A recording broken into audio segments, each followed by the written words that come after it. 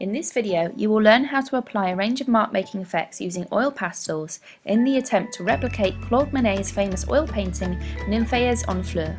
The materials you will need are some plain A4 paper, a set of oil pastels, a pencil, eraser and some masking tape to hold down your paper and give it a tidy border finish as shown in this image.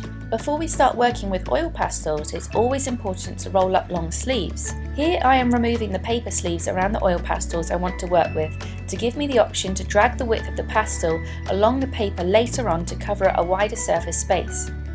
To begin your picture, start by sketching out the different shapes of colour you notice from Monet's reference image above. Next, block in some basic colour into those shapes by lightly dragging a light grey over where the purple water lily space is. Then a light green over the water reflection of the green willow tree. After this, we're going to focus on filling up much of the willow tree by using a dark green and brown to make lots of short, vertical line marks within its shape. It is important that you continue to overlap many layers of these marks to fill up your space.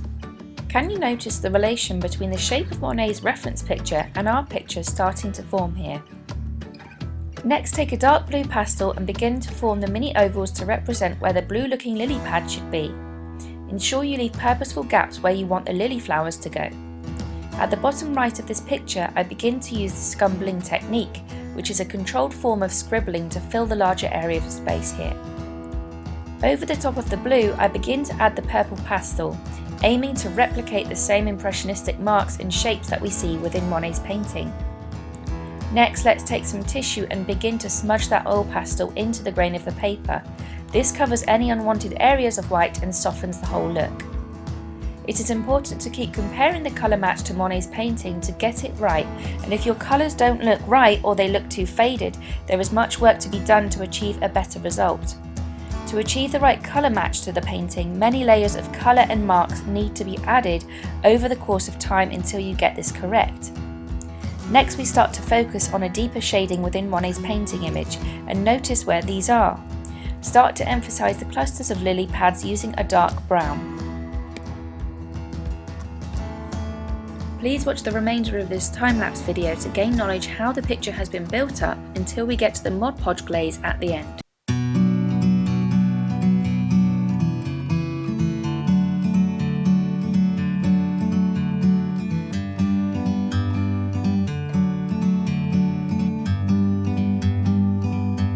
Like a bird on a tree,